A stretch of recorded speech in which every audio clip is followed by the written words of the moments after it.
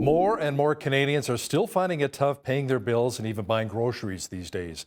Even though inflation cooled somewhat last month, times are still pretty tough for a lot of us. Now, to discuss this in more detail is political reporter and Toronto Sun columnist Brian Lilley.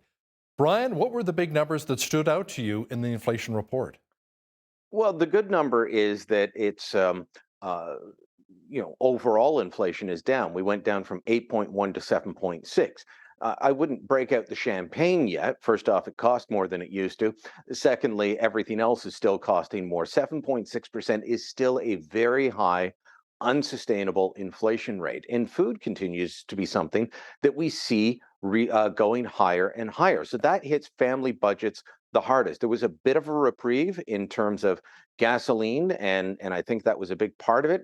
I think we're also seeing some of the impact of the Bank of Canada raising interest rates to try and cool the housing market, to try and lower inflation. And we definitely have seen housing prices come down. That's not, a big part of what has been driving inflation has been the basics of life: gasoline, food. We're going to continue seeing inflation over 7% over the next several months, in fact, I'm told up until March or later next year. So, think about that. I've been speaking with some restaurateurs who have been describing the cost to them. And so, if you're able to stop out for a burger somewhere at a local restaurant, don't be surprised to see the price going up because these guys are scraping by trying not to raise their prices while everything that goes into running their operation has been going up dramatically. Now, the Trudeau Liberals have been criticized for not having a plan to deal with inflation. Are they taking any credit for this drop? And is the federal government making any moves to really counter inflation right now? Well, the prime minister hasn't come out and said, "See, I told you I'd fix inflation." Maybe because, well, last summer, or a summer ago, a year ago, he said he didn't think much about it. And they've tried over and over again to say that there's nothing that they could do.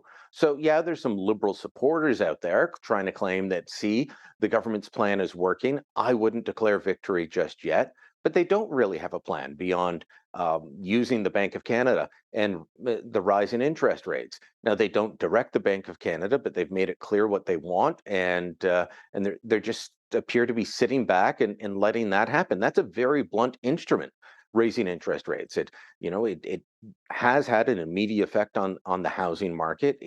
It does hurt people with lines of credit. A lot of businesses run on lines of credit. I know a lot of seniors who were people getting close to retirement. They've put the small remainder of their mortgage on a line of credit. All kinds of people use lines of credit. Those go up along with variable rate mortgages, and in your mortgage when you're renewing is going to go up as well. So all of these things compound. It's a blunt instrument. There have been reports, and we've talked about them before, Hal, saying that there should be using um, a cut in government spending to try and do this. They've refused to do it. They say, we've done our part. There's nothing more for us to do. This is going to inflict a lot of pain before things get better sometime next year. Now, Prime Minister Justin Trudeau just returned from a 2-week holiday in Costa Rica, Brian. You said if the Prime Minister had to experience what many travelers go through, he might order his cabinet ministers to find solutions. What did you mean by that? Well, two of the biggest bottlenecks in Canadian airports are security screening and customs.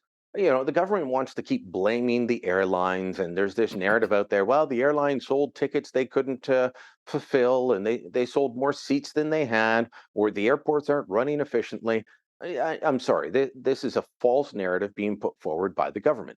What's the big slowdown when you go to an airport? Not just Pearson, primarily Pearson in Toronto, but not just there. Well, long lineups to get your baggage checked and have everything screened through security. Who's responsible for that? The federal government. Guess what? When Justin Trudeau went to Costa Rica 2 weeks ago, he didn't go through security like that. I'm not saying he should, but he doesn't understand what it's like. There have been lines of 2 and 3 hours over the past several months, and they're not constant. It's not every flight and every day, but there are periods where people are waiting 2 and 3 hours. Then on the way back into the country, if you happen to leave Canada, you're going to hit a big customs line.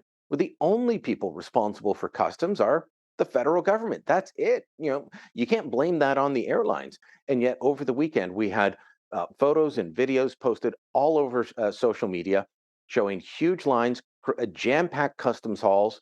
Still telling people at airports, "Oh, you should social distance." They can't.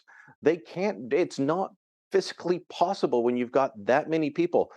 The customs hall's full. It's going up the stairwell. It's going up the hallway towards where the planes are let off. A little while ago, it was declared a fire hazard at Toronto's Pearson Airport. There were too many people in the customs hall. That's how bad things have gotten. Justin Trudeau doesn't see that when he comes back into Canada. If he did, he'd be telling his two ministers, Marco Mendicino, in charge of the Border Services Agency through public safety, and Omar Alghabra, in charge of CATSA, get things fixed. Maybe drop the ArriveCan app, which everyone tells you is a big bottleneck. It's a slowdown. It's worked for me when I've used it, Hal, but it doesn't work for everyone. And when you've got a lot of seniors with language barriers coming through, and you've got this glitchy app that only works in English and French, good luck. The Liberals, Brian, have been pushing back on reports that point to court documents showing the government did not have a scientific basis for imposing the vaccine mandates on air travel. What do these court documents have to say?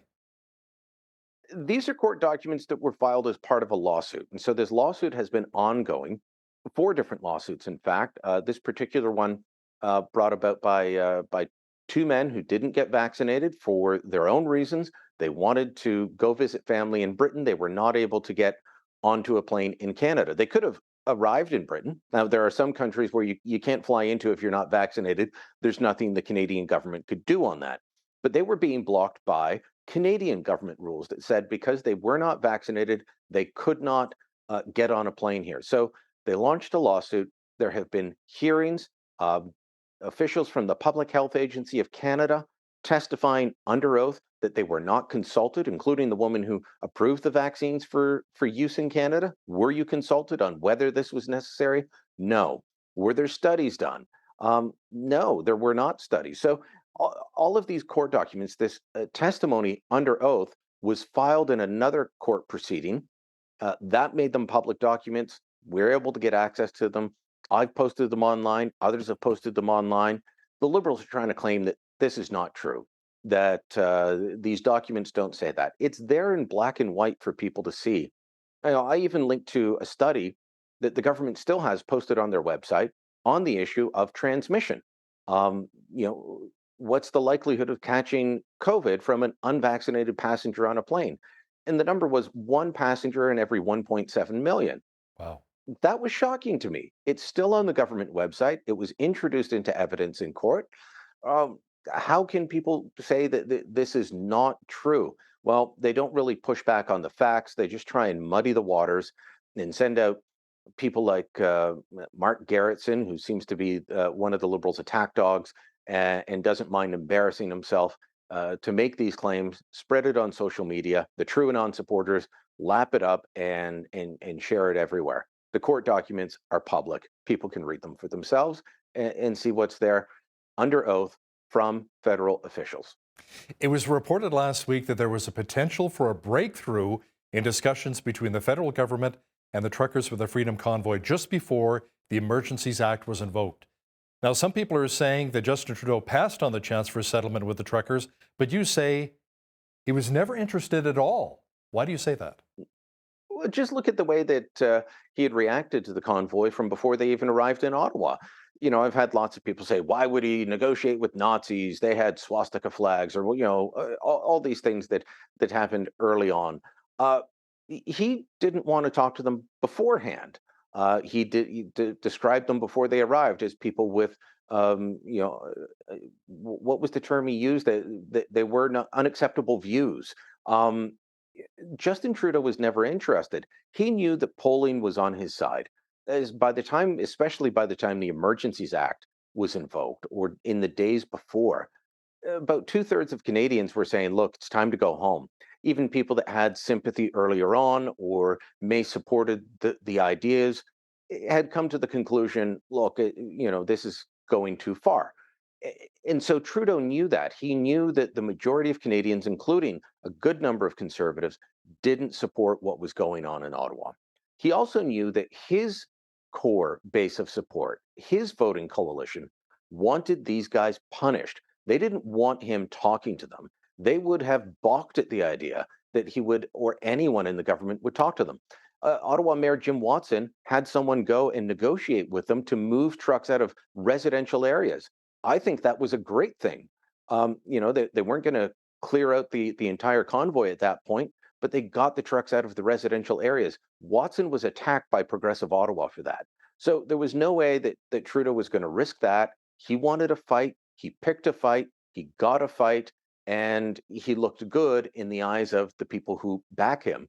And that's what this was about. As with so many things, it's about optics and politics with Trudeau. It's not about facts. It's not about outcomes other than, does it help me politically? Brian, it's been a year since the fall of Kabul to the Taliban. The Trudeau Liberals say they want to bring in thousands of Afghans who help the Canadian military. But now, so far, the government's response to resettle many Afghans in Canada has fallen short of their goal. Some say we may have abandoned people in Afghanistan who stuck out their necks for us. Yeah, people who worked as interpreters, as guides, as fixers, as suppliers for the Canadian forces or other arms of the Canadian government that were present in Afghanistan before we abandoned it. Um, you know, I think the number is just over 17,000 that they wanted to bring in under that program for people who worked with us, and they brought in less than half.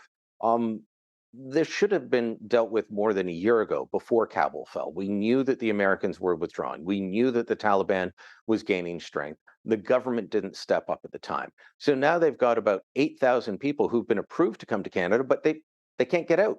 The Taliban isn't exactly running an open border country in Afghanistan. Many of them won't have travel documents like passports. And to ask for a passport from the Taliban can lead to repercussions. So it's not safe for them to do so. And then there's about 3,000 that have not been vetted to come to Canada, according to government documents. So all of this is very disturbing. I had a lot of family, friends, acquaintances pass through various parts of the Canadian mission over more than a decade. And they always spoke about how they relied on locals just to be able to get the job done. And people that we did help, or people that did help us, we didn't help them. We abandoned them. So let's talk about vetting for just a moment here, Brian. How can we be certain that many of the Afghans being brought into Canada will be properly vetted and not jihadists posing as refugees? Well, you're unlikely to want to come to Canada if you are living in Taliban Afghanistan and you are a jihadist. I mean, you're living in your dream world currently because this is the setup that they want. Eh, I don't think so. There's plans to bring in 40,000 Afghans. I don't think that if we come close to that number, that we will be bringing in people who are still in Afghanistan. We will be bringing in people who fled the country already and happen to be in refugee camps elsewhere. If we're dealing with that pool of people, then yeah, we're able to do the best kind of vetting that we can on anyone, whether it's Ukrainian refugees fleeing the war with Russia or Syrian refugees fleeing. They go through a vetting process, an identity check process, the best that we can. I'm glad that they're doing vetting on that side of the ocean at this point, because when the Trudeau government was first elected and they had the big promise for 25,000 Syrian refugees, one of the proposals was, let's just fill a plane, we'll vet people when they get here at Trenton Air Base. Well, the problem with that is once they're in the country, you can't get rid of them if they do happen to be terrorists or jihadists. And we saw that with Rwanda. We brought in people to escape what happened in Rwanda with the genocide. And then we also brought in some of their torturers and tormentors. And then once those people were here, we could not get rid of them. It was on the record that they had committed crimes, but it just took so long. And then they're living next to the people they tortured.